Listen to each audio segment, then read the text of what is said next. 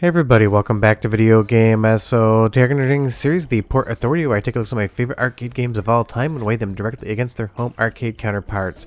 And last month I talked about Cruis'n World and how it's best played in arcades, and a ton of people talked about the differences, but there was still a lot of fondness for the Nintendo 64 port, so I'd figure I'd weigh them against each other and see which one comes out on top. And while it is an easy contest, we're going to talk about just what it took to port things over to the Nintendo 64 and how they ended up with a feature-complete Cruis'n World even if it was a downgrade.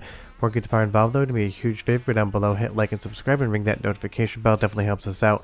If you feel so inclined and want to support the channel, got a Patreon link down below as well. But obviously at first glance, there is a massive graphical difference between the Midway arcade board as well as the Nintendo 64, and that was fundamental because back in the day, especially with Cruis'n USA, Nintendo was basically trying to advertise it running an Ultra 64 hardware, which we know now to be completely a falsehood. So when you got home and you popped in something like Cruis'n World, you were still expecting to get a very close appearance as far as the game's performance and visuals are concerned. I'm not sure what even happened with the sky color here. I love those bright blues that we get on the Midway arcade board, but the fundamental difference right off the top is these games are running at two different frame rates. The arcade version is smooth and it really doesn't dip down whatsoever, where on the Nintendo 64 side of things we're not getting the same frame rate, and it definitely has a tendency to chug every once in a while. It is still the same game though, and that is impressive in its own right. But obviously the Midway arcade board had the big advantage when it came to power, but take a look at how everything draws in here with the fog, because when I did the Cruis'n World episode, people talked about just how much pop-in there was on the actual arcade board, and that is true. There is no fog obscuring anything whatsoever, so you do get more pop-in, and of course you get a woman in a bikini as well. On the Cruis'n World side of things, they couldn't even put her in a t-shirt this time, just completely removed from the games. On the censorship front, Nintendo required a lot of things to be taken out of Cruis'n World that are still in the arcade original. As we move on to Germany here, just take a look at how crisp the textures are. That is another massive difference between these two versions of the game, where the Nintendo 64 definitely falls short. The texture cache was minuscule on Nintendo 64.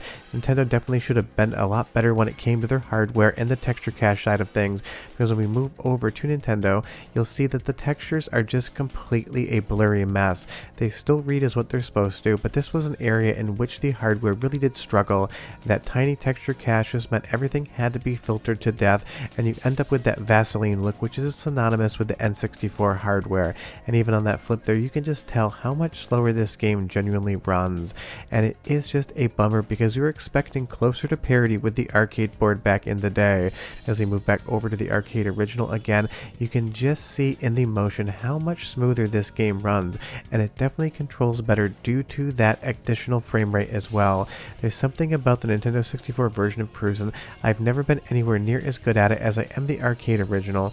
And granted, it is a port and most of the physics are the same, but there's just something twitchy about the steering on Nintendo 64 that's never felt the same as it did in arcades. And that's not to say that Cruis'n World controlled the best. It definitely was a sloppy controlling game by design. As we move back over to the same area on Nintendo 64, the car just jerks left and right ever so slightly more, and that does throw me off. I will say at least that tunnel there is a good look, as it does have the appearance of moving fast just based upon the repeating texture, but I do just feel like this game ever so slightly runs to the point where it feels like you're kind of driving through water or mud. I just never get the same sensation of speed when I'm playing Cruis'n World on Nintendo 64. And in an arcade racing game, especially one as over the top as a Cruis'n entry, you want that sensation of speed to really feel like you're basically driving at the edge of losing control, and that is just definitely something that gets lost here in the port, and that is the biggest difference in my opinion. It just doesn't feel as fast and exciting, and in a game where fast and exciting is the only point of playing in the first place, it really does lose a lot in the translation. But let's do a musical sample right now. We're going to start with the arcade board and move to Nintendo 64, so listen to the track and hear if you can tell any difference in the music quality from one to the other. And again, arcade first, Nintendo 64 second.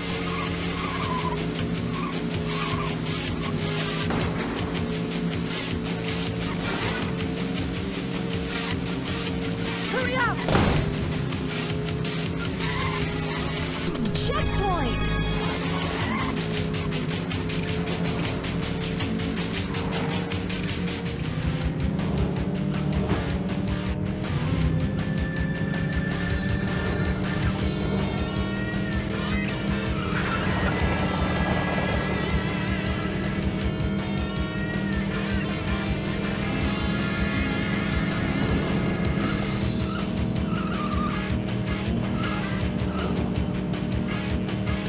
As far as the audio quality is concerned, that is one area in which the Nintendo 64 definitely, in my opinion, takes the lead, because Midway hardware always had a very muffled sound to it, and it's no different here on Cruis'n World. But as we put the games side by side, it is a faithful recreation of every single track, so you do have that going for you, but you can just tell if you watch them side by side how much faster the source on the left, the arcade original, is compared to the actual Nintendo 64 version. And again, that is where this game is truly let down. If the textures had to be blurrier, that's totally fine. I understand the texture cache on something like an arcade board is going to be much larger than Nintendo 64 because it's a much more expensive piece of hardware, but it is that overall speed and the lack of sensation of speed on Nintendo 64 that really just does this game a disservice. But let's move into London now, probably my favorite course in the game, both track-wise as well as visual, and we'll kind of compare and contrast the differences. But I'm going to let Nintendo 64 run a little bit longer here, and then we'll move over to the actual arcade source. And I would say the traffic patterns here and how the cars kind of bunch up on themselves does feel different than the arcade as well, to the point where sometimes you're just getting knocked around and you don't actually ever seem to regain control of your vehicle until you're back in last place. But there's something about being close to the buildings here and them moving by slightly quicker where the Nintendo 64 look actually is visually appealing, at least in London. It just depends on how large or how small something is in your view as to how good or how bad it looks, in my opinion. And I do appreciate that the fog doesn't have those buildings pop up as harsh as it does on the arcade side of things, but there's something about the fog that also makes them materialize like ghost buildings, so both have a very strange look. And Midway just really didn't care about pop-up in arcades. Things were going to pop up and you were just going to have to deal with it. Now you'll see here as we get further out into the countryside, and all we have is this hedgerow to the side of both of our vehicles. It's just one of those things. This area just completely lacks any sort of visual charm. London looked great, but when you get out into nature, it really does look pretty boring, and that is unfortunate. Sure, it's a pastoral scene, and there really wouldn't be much going on, but it just doesn't really have that visual flair we're looking for, especially in a game that was so bright and colorful and cheery as something like Cruis'n World in the arcades. Let's go through the exact same area on the arcade version of the game so I can really talk about the differences. Obviously, you can see here that there's much more detail in the textures. You can actually read individual details off the bridge and all of these different carvings on the rocks. When we actually get into London, you're going to see, again, everything is slightly more detailed as well, and that definitely matters. I like that we go underground here as well until we pop up into the city. It's slightly different, but it does work. And now when we're here, you're going to see those buildings just absolutely pop in out of nowhere. And again, it is a different type of distinct look, but it does work in both contexts. So leave me a comment down below and you tell me, do you prefer the abrupt pop in or do you like more of the ghost buildings with that fog coming out? Because as we move further into London here, again, I just love how much more detailed the buildings are.